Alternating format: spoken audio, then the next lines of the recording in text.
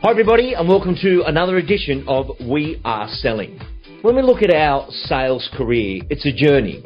And those moments along the line of the journey, the certain milestones that allow you to propel into the future. However, as everyone's changing so much, there's also those foundational moments that make some of our best real estate professionals. And joining me today is one of those. Please welcome to our program, Zali Reynolds. Zali, welcome aboard. Thank you, Lee. How are you today?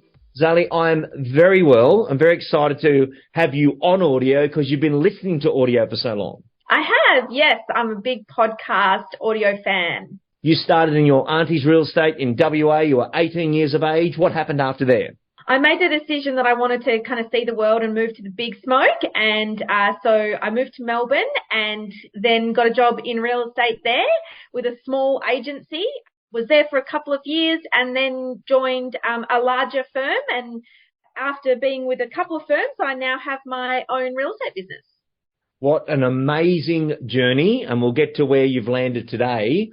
But when we look at some of those big firms, big Melbourne names, Jellis Craig, Marshall White, you did very, very well in your position in those companies. But just at the start of that, you were 21. And you'd listen to some of the audios. I think back then we had the Matt Steinway system live. The Real Estate Hot Topics program was live. Yeah. But you got hold of one very simple lead generation system. Tell us what happened. Yeah, well, for the younger listeners, they probably wouldn't know what a Discman was, but I had my little Discman and I used to clip it onto my pants and off I'd go walking in the morning, letterbox dropping the price drive letter and listening to the Matt Steinway system and all the Hot Topics CDs. And I did that. I had a farming plan is essentially what it was. And I broke up the area into different zones. And then I just focused on getting as many people in those zones onto my database through letterbox dropping and door knocking and calling. So that claiming doors going one-to-one, you were doing in that fashion. But you had an incredible result out of that price drive letter. What was the first set of results you got out of that? Yeah, so it was pretty crazy. The letter that I used was pretty much just word for word out of the Complete Salesperson's course, which was back then in a book, which obviously now you can do online. I dropped it in my whole patch. Well, not my whole patch, actually. It was just over 1 month. It was just kind of half of the patch. And I got 69 appraisals in the 1 month. And it was just crazy. I just didn't even know how to fit them all in. I don't think anybody had really been doing a lot of letterbox dropping in the area. And so it was, just a really kind of crazy result and helped me add heaps of people to the database. Do you know how interesting, like today we've got this whole world of digital and price updates and claiming doors, which is where we are. But the approach, I really like this about this interview, was it's one-to-one. Correct. The way that was written was very, if you would like, I will be available then. And it wasn't over-the-top marketing, whereas I think lots of people pushing out stuff into the world of digital today or the mailbox, but it's very ego-based. It's, is it ego or info, where in that approach, that never changes, that genuine owners want to know the current value from a real, transparent, real person.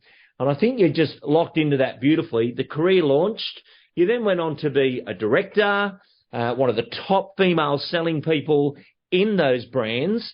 What was that journey like going from, okay, I'm door knocking, I'm doing my price drive letters to now suddenly I'm selling some very incredible homes in the area. What did you have to do in that period of time to become a top performing female agent? Yeah, so I pretty quickly hired my first PA. I think it was on one of your interviews. I'm pretty sure it was with Matt LaHood that I was listening to, and Matt said if you don't have a PA, you are a PA, or you might have even said it. And that really stuck in my brain. And so as soon as I could afford to pay someone part-time, I hired an administration assistant for 2 days a week. And that she only lasted a month before we became so busy that I really needed someone full time. And so then I hired a full time assistant and really started to build the EBU. That's what it was called then. I know some people call them pods now or teams. And so really started to build out my EBU. That was really then where it kind of became more of a business, and I looked at it as a business more so than just, me selling houses.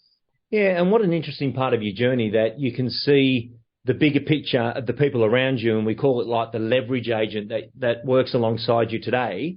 Let's step into today. You've now got your own real estate firm. Yep. Both yourself and your husband are running the company, but his background's totally different to yours. Take us into that. So he's been in corporate for a very long time. So he was actually in the digital space, and his last job was at Australia Post, and he decided he was going to take a sabbatical and took some time off. And then I managed to convince him to help me start the business. That was 3 years ago, and he's still there. So he's not going anywhere. But it's been amazing for me because my love and my passion is selling. And I think that once you start to get all of the added pressure of running a business, I don't think it's possible to be a high-performing sales agent and do the accounts, the payroll, the HR, the marketing, all of that type of stuff. So we run a really good team. You know, I do the selling, the day-to-day, and he gets the weekends off, but I say he does all the boring stuff. Very good. So good example of front end, back end. Absolutely. We'll talk about the salespeople you've got in the moment because I believe you're at a team of 14 now. Yes. Excellent. Let's look at your role. You're a selling principal. You're passionate about selling. What type of property are you representing out there in the marketplace today, and why do you feel people are drawn towards you? Yeah, so I'm really positioned myself in the, I'd call it the mid-range market, and that's probably, it really for our marketplace is anywhere between, say, 1.5 and 4 million.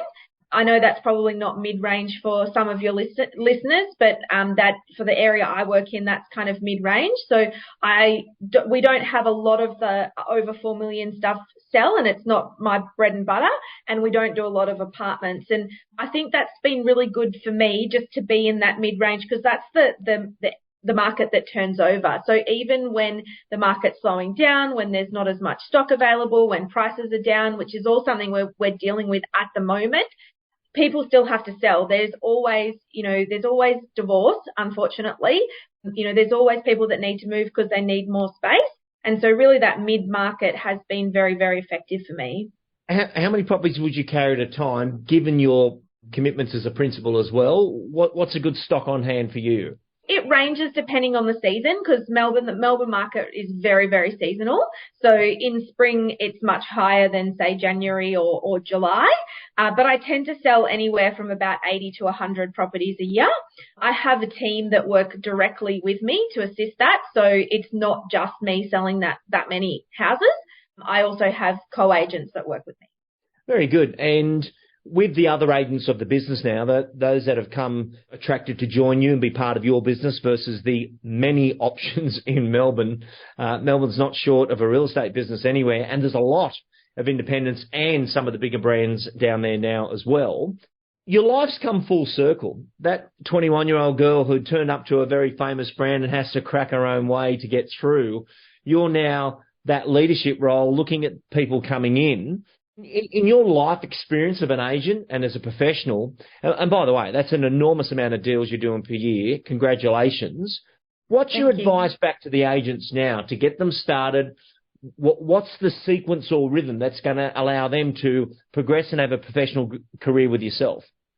The key is really finding your market. So that question was crucial that you asked. And, I've always positioned myself not only in an area, but I also position myself in a price range, and I'm also attracted to certain tribes. So, my tribe is mainly female. It's not all female, but I tend to attract more women as clients. I prospect through different networking groups, local schools and things like that. And so I think my key advice when you're starting out is really choose your market and choose the type of people that you want to deal with, because if you get on well with them, they'll get on well with you and they'll want to work with you. So choose a demographic and an area. But when you do that, be careful that it's not an area that is already dominated. It might be saturated. I don't have a problem with saturated because there's not very many markets in the world today, no matter what industry you're in, that's not saturated. If it's saturated, that's okay. If you've got something unique to offer and you're good at your job, you can get cut through. But if it is dominated, that is very hard. So if there's one dominant agent who is in the suburb who has more than, say, 50% market share, you've got a very very slim chance of being able to cut through in that marketplace. When we look at this work that you're doing, one of the big advices that a lot of people ask us questions on now is social. Everyone's got their own take on it. Some people do it well, some people don't. What have you learned about social, and what do you bring into the table there? Probably what I've learned about social, which is still very annoying to me, is that you can't delegate it. I've tried to delegate it, and you can delegate it to a certain extent. Sorry, I won't say you can't delegate all of it, but you can't delegate all of it, because people only connect with you and react to you if you are you. That's the hard thing. So trying to get my PA to do all of it never works. She can do certain amounts of it. So she can, take the video of the new property, of the new listing. People don't just want to see your properties. They also want to feel connected to you, and they want to know who you are as a person. I still have to have that involvement. That's probably the biggest thing that I've learned, is that you can't delegate or pay for it. But it doesn't take that much effort. I think nowadays we're all on our phones anyway. So it's easy to just upload stuff and, put a bit of personality in. The video explainer has become an interesting part of real estate, where you're showing some footage, and this wall over here, they're concrete filled Besser block walls. That's giving you the insulation. I just happen to be in a commercial building as I said that then. People want to know the detail of that versus it looks stunning.